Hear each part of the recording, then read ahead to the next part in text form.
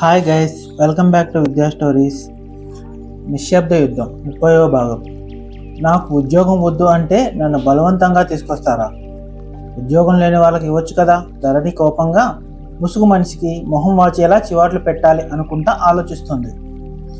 ఆ ground floor నుండి ఇంత పెద్ద ప్యాలెస్ గదిలోకి వచ్చేసరికి అరగంట పడుతుందిలే అనుకుని తనని తీసుకొచ్చిన విధానం గుర్తు చేసుకుంటుంది ధరణి.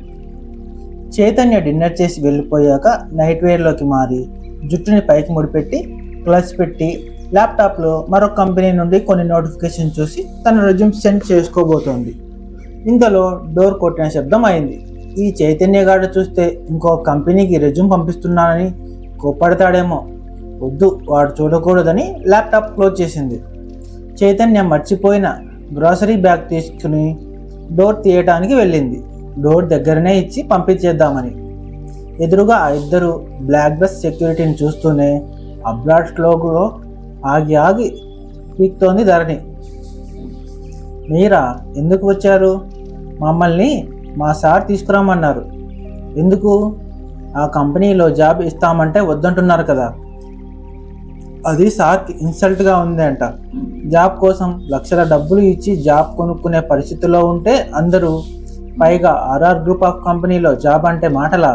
Golden chance. మీరేంటి ఆ కంపెనీలో జాబ్ పొందుతున్నారు? అందుకే మా సార్కి కోపం వచ్చింది. మీ మీద రివెంజ్ తీర్చుకోవాలని ఆ కంపెనీలో మీరు జాబ్ చేయాల్సిందే అని మిమ్మల్ని తీసుకురమ్మని పంపారు, పట్టుబట్టారు. మా సార్ ఏదైనా అనుకుంటే జరిగే తీరాల్సిందే, లేదంటే సార్కి కోపం ఓ రేంజ్లో ఉంటుంది. అది భరించటం ఎవరి వల్ల కాదు. అందుకే మా మాట విని ఆ కంపెనీలో జాబ్ చేయటానికి ఒప్పుకో అన్నారు సెక్యూరిటీ. అరే మీరేంటి అయ్యా నా వెంట పడ్డారు? మీ సార్ పిఏగా చాలా బ్యూటీగా ఉన్న అమ్మాయి కావాలి, నాలాంటి పుచ్చిపోయిన మొహం కాదు. ఈ మొహానికి బ్లాకీ పింపుల్స్ ఉన్న అన్నీ చూడండి ఎలా ఉన్నాయో. ప్రభాస్ లాంటి బాస్కి నేను పిఏగా ఎలా సూట్ అవుతాను? నా మొహం చూడండి, పుచ్చిపోయిన ముఖము నేను, అందుకే నేను సూట్ అవ్వను, కనుకనే వద్దనుకున్నాను అని చెప్పింది. మరి ముందు తెలియదా? పిఏ పోస్ట్కి అప్లికేషన్ పెట్టుకున్నా. ఎలా వచ్చావు ఇంటర్వ్యూకి? ఏ పోస్ట్కి అడిగారు? సీరియస్గా? ఏదో మీ సార్ ఒక ముసలోడేమో అనుకున్నాను, చూస్తే అంత యంగ్ పర్సన్ హీరోలాగా ఉన్నాడు. అలాంటి సార్ దగ్గర పిఏగా నేను ఎలా పనికి వస్తాను? ఆ మిడ్డీ చెడ్డీలు నేను వేసుకోలేను, అందుకే వద్దనుకున్నాను అంది.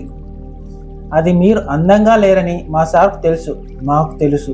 మీరు మా సార్ దగ్గర పిఏగా అసలు ఎటు చూసినా మ్యాచ్ అవ్వరు అని లోపల తిట్టుకుంటూ, మరి ఎందుకు మిమ్మల్ని పంపించి వచ్చారు? మీ తిక్క సచ్చిన బాస్. ధరణికి పిచ్చి కోపం వచ్చి అంది.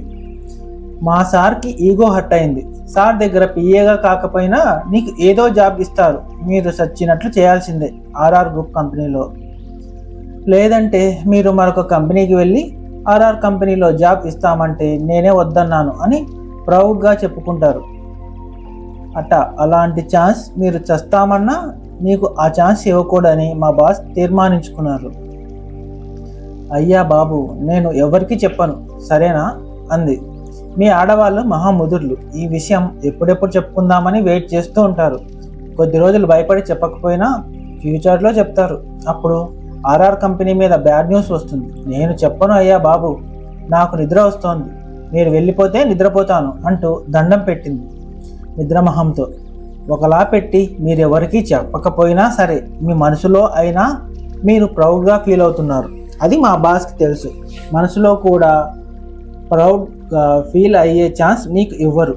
అదేమో నిజమే అనుకో, మనసులో ఉన్నది ఎలా తెలిసింది? కొంపతీసి వీళ్ళు ఏ రోబోలు కాదు కదా.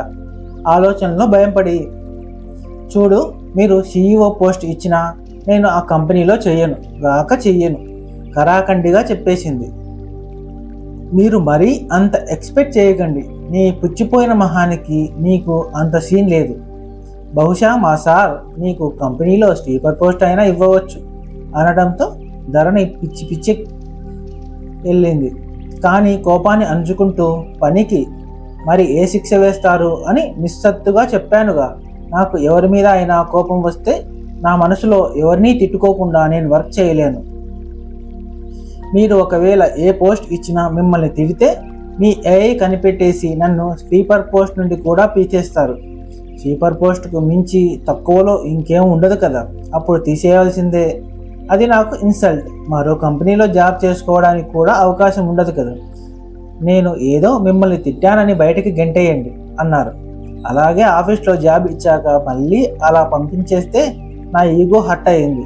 ఇంకోసారి అలా నేను హర్ట్ అవ్వలేను, నా గుండె ఆగిపోతుంది. అందుకే ఇంకో జాబ్ కోసం సెర్చ్ చేస్తున్నాను. ఇక మీరు వెళ్ళండి, టైం వేస్ట్ అంది. లేదు, మీరు ఆ కంపెనీలో జాబ్ చేయాలి. మా సారే మిమ్మల్ని గెట్ అవుట్ అనాలి. అప్పుడే మా సార్కి ఈగో సాటిస్ఫాక్షన్ అవుతుందట. దేవుడా, ఇదెక్కడి గోల్రా నాయన, నేను ఎక్కడ వినలేదు అంది తలపట్టుకుంది కోపంతో. ఏంటయ్యా, మీ సార్కి తిక్కనా అడిగింది విసుగ్గా. మా సార్కు తిక్క ఉంది, దానికో లెక్క ఉంది, ఏం చేసినా అన్నారు.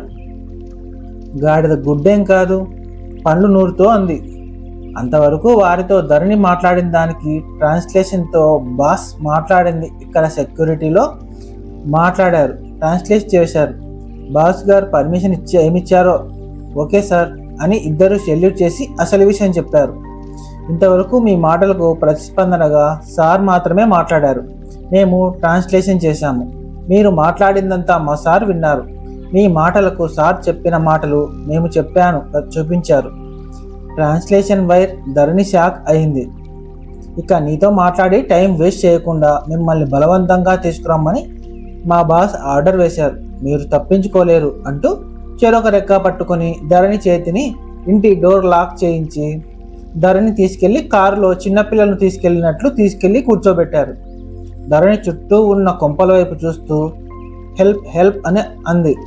ఆమె అరుపులు వృధా. పాడు ఈ అమెరికాలో ఎవరి కొంపల్లో వాళ్ళు అద్దాల కిటికీలు అన్నీ క్లోజ్ చేసుకొని లోపల ల్యాప్టాప్ల ముందు ఉంటారు. ఇదేమిటని అడిగితే దిక్కేలేరు. ధరణి నోటికి ప్లాస్టర్ వేసి చెరో రెక్క పట్టుకొని కారు దగ్గరికి తీసుకువచ్చి కూర్చోబెట్టారు. ఇదిగో ఇలా రూమ్లో పెట్టి డోర్ లాక్ చేసి వెళ్ళారు. నోటికి వేసిన ప్లాస్టర్ ధరణి తీసుకొని జరిగింది గుర్తుకు తెచ్చుకుంది. డోర్ తీస్తున్న శబ్దం వచ్చింది. అతను లోపలికి వచ్చాడు. చుట్టూ చూశాడు. ధరణి కనిపించలేదు. అతనికి ఒకటి ముడిపడింది. కొంచెం అటు ఇటు వెతికాడు. చివరికి సెక్యూరిటీ అతని బేస్ వాయిస్తో పిలిచాడు. కాదు కాదు అని అరిచాడు. అమ్మో, ఆ బేస్ వాయిస్కి గుండె ఆగిపోవాల్సిందే. గుండె కొట్టుకుంటుంది. ధరణికి అంతవరకు మొహం బాగు చేసేట్లు పెట్టాలనుకున్న ధరణి గుండె రక్తం ఐసుగడ్డల కట్టింది. దాక్కున్న ధరణికి చెమటలు పోస్తున్నాయి. సెక్యూరిటీ వచ్చారు. ఎక్కడ తను? ఇక్కడే, రూమ్లో లాక్ చేసి వెళ్ళాం సార్. మరి ఎక్కడ? అందరూ కబోర్డ్లో నుండి బెడ్ కింద వాష్రూమ్లో కూడా చూశారు. వారికి తెలియదు ప్లేస్ ధరణికి ఎక్కడ తెలిసి దాక్కుంటుంది. మొత్తం వెతికారు. ఆ గది మొత్తం సెక్యూరిటీకి అతడికి కానీ ధరణి కనిపించలేదు. ఆ గది ఆమెకు తెలుసా? ఇంతకుముందు ఎప్పుడైనా వచ్చిందా? ఆ కంపెనీలో జాబ్ చేయను అన్న ధరణిని మీద రివెంజ్ తీర్చుకోవడానికి అతను ధరణిని బలవంతంగా కిడ్నాప్ చేయించాడు. తన కంపెనీలో పిఏ పోస్ట్ కాదన్న అమ్మాయికి తన ఈగో సాటిస్ఫాక్షన్ అవటానికి ఆ కంపెనీలో ధరణికి స్వీపర్ పోస్ట్ ఇస్తారా, CEO పోస్ట్ ఇస్తారా? ధరణి వెయిట్స్ అండ్ సీ. ఇంకా ఉంది. వీడియో సమాప్తం. కథ నచ్చితే లైక్ చేయండి, షేర్ చేయండి, సబ్స్క్రైబ్ చేయండి. Thank you.